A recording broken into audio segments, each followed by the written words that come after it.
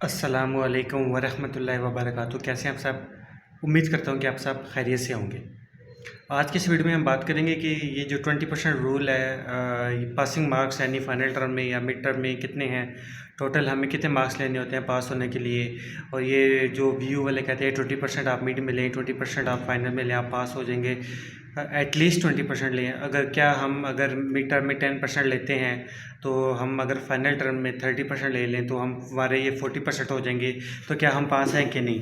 तो आपकी तमाम कन्फ्यूजन जो है वो इंशाल्लाह आज की इस वीडियो में मैं दूर करूँगा। तो वीडियो को लाइक कर देना और चैनल को सब्सक्राइब कर देना, क्योंकि वर्चुअल यूनिवर्सिटी के इस चैनल वीओ सेक्ट में आपको बहुत सारी इन्फॉर्मेशन दी जाती हैं। अगर आप मेरे व्हाट्सएप ग्रुप को ज्वाइन नहीं किया हुआ वीओ सेक्ट के, तो मैंने डिस्क्रिप्शन में लिंक दिया हुआ है, जाके उसको ज्वाइन कर लें। राइट।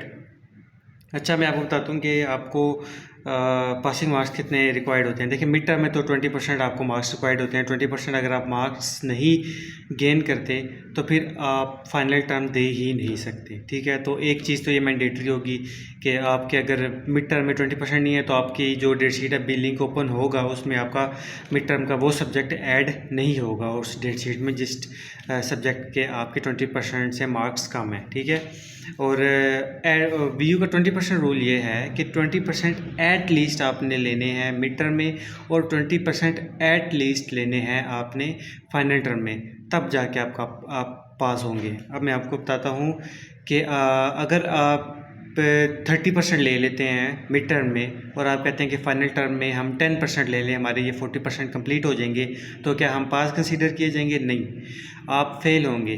क्यों? उस फेल होने की रीज़न ये होगी कि 30% आपने मिड टर्म में ले लिया, उसका क्राइटेरिया तो आपने पूरा कर लिया, लेकिन जो आपके मिड टर्म है, मिड टर्म में भी आपको 20% चाहिए थे, लेकिन आपने लिए कितने? 19%, 18% या 10% आपने लिए। तो आप क्राइटेरिया फुलफ़िल नहीं कर रहे। तो इस वजह से अगर आपके मिड टर्म में 50% भी हैं, मैं कहता हूँ मिड टर्म में आपके 100% भी हैं और फाइनल टर्म में आप 10% लेते हैं, तो आप फेल ही होंगे जब तक आप फाइनल टर्म में 20% ना ले लें। और 20% मार्क्स होते ही कितने हैं यार? अगर आपका मतलब कि अगर आपका 100 मार्क्स का फाइनल टर्म है ना, तो आपको 20 मार्क्स टोटल लेने हैं। अगर आपका 60 मार्क्स का पेपर है ना, तो आपको 60 में से मेरे ख्याल में 15 नंबर बनते होंगे ज़्यादा से ज़्यादा। अगर आपका 80 मार्क्स का पेपर है तो फिर आपके यही 13 नंबर बनते होंगे। तो क्या आप नहीं ले सकते नंबर? ये नंबर जो है ना, ये कुछ भी नहीं है। मैं आपको बताता हूँ, चिल होने वाली बात बता दूँ, आप चिल हो जाएंगे। ठीक है, देखें, अगर आपका 60 मार्क्स का फाइनल टर्म का पेपर आ गया या 80 मार्क्स का आ गया, तो आप अपने जहन में एक ये बात जहन नशीन कर लें, अगर आपका 60 मार्क्स का पेपर आता है तब भी आपने 60 में से 20 मार्क्स लेने हैं। अगर आपका 80 मार्क्स का पेपर आता है तब भी आपने 80 में से 20 मार्क्स लेने हैं, 20% क्राइटेरिया को फुलफ़िल करने के लिए। ठीक है, तो आप पास हो जाएंगे। तो सिंपल इज़ दैट। बाकी फिर आपके असाइनमेंट जीडीबीज़ वगैरह भी हैं, वो भी एक आपकी बैकबोन है जो आपको पास कराती हैं। तो असाइनमेंट जीडीबीज़ ये छोड़ा ना करें, ये इंपॉर्टेंट होती हैं। इसमें कोशिश किया करें ज़्यादा से ज़्यादा मार्क्स लिया करें, क्योंकि ये कमी पूरा करती हैं। अगर आपके मिड टर्म में या फाइनल टर्म में मार्क्स कम हैं तो फिर ये असाइनमेंट जीडीबीज़ आपकी बैकबोन है जो आपको पास करवाती हैं। तो इसको लाइट ना लिया करें, पढ़ के दिया करें।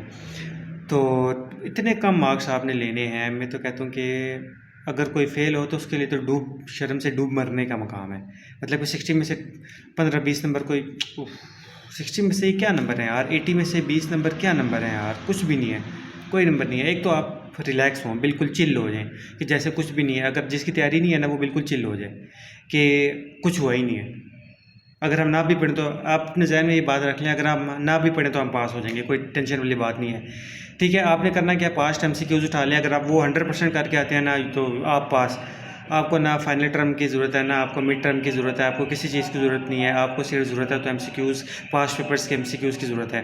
वो करें और पास होते जाएँ। अगर आपके पास एमसीक्यूज़ की पास्ट फाइल्स नहीं, आप मेरे से लें। व्हाट्सएप ग्रुप लिंक मैंने नीचे दिया हुआ है, आप मेरे से ले सकते हैं पेड। बाकी अगर आप पेड ना भी लेना चाहें तो आपको गूगल से सारा डाटा मिल जाएगा, लेकिन स्टूडेंट्स सुस्त होते हैं तो वो पेड लेते हैं। बहुत सारे स्टूडेंट्स लेते हैं, मैं क्यों कहूँ। और पास से सीएस के सब्जेक्ट्स का मोस्टली पेपर पास्ट पेपर्स में से आता भी है। तो आपने प्रिपरेशन इस तरह करनी है, अपने माइंड को फ्रेश रखें। कुछ भी नहीं हुआ, ज़्यादा से ज़्यादा क्या होंगे, फेल होंगे ना, कोई बात नहीं। Next attempt, try again and again until you get success या पास। ठीक है ना? तो आपने बिल्कुल टेंशन नहीं लेनी, बिल्कुल चिल हो जाइए। उफ, बिल्कुल क्या होगा, फेल हो गए तो 3,000 रुपये का दोबारा सब्जेक्ट दोबारा दे देना, फिर क्या होगा, कुछ नहीं होगा। अपने माइंड को रिलैक्स रखें, एमसीक्यूज़ पढ़ें, टेंशन फ्री होगी, टेक लगा के एमसीक्यूज़ पढ़ें, फाइनल टर्म आएगा, पेपर दे आना जाके, और शॉर्ट क्वेश्चन आंसर्स लॉग कौन से क्वेश्चन आंसर्स भी लिखाना, पेपर खाली नहीं छोड़ना, ये शर्त है। तो ये नहीं करेंगे तो आप पास हो जाएंगे बिल्कुल, यस चिल हो जाएं, बिल्कुल टेंशन नहीं लेनी है आपने, आप पास हैं। मैं आपको समझ लें कि गारंटी देता हूँ, खैर मैं क्या गारंटी देता हूँ, लेकिन आप पास हैं यार। मतलब मैं कैसे समझाऊँ, मैं वर्ड्स एक्सप्लेन नहीं कर सकता, आप पास हैं, सारे पास हैं, टेंशन नहीं लेनी। फेल हो गए तो क्या होगा यार, कुछ भी नहीं होता फेल होने से। तो फेल हो के जब तुम उठोगे ना, आया है फिर मज़ा आएगा। तो टेंशन नहीं लो, 3-4 हज़ार रुपये का दोबारा से सब्जेक्ट दे देना है, खैर एक सेमेस्टर एक्स्ट्रा लग जाएगा ना, कोई बात नहीं, नो टेंशन। तो लेकिन ये कि पढ़ के दो तो ये आपके लिए फ्यूचर में प्रॉफिटेबल साबित होगा। जो बॉयज़ हैं वो पढ़ के पेपर दिया करें, क्योंकि ये जो स्किल्स होती हैं ये ऑफिस वाले या जॉब वाले इस तरह नहीं रखते विदाउट स्किल्स। तो be prepared for your future और बेस्ट ऑफ लक। आंख मारूं, अल्लाह हाफिज़।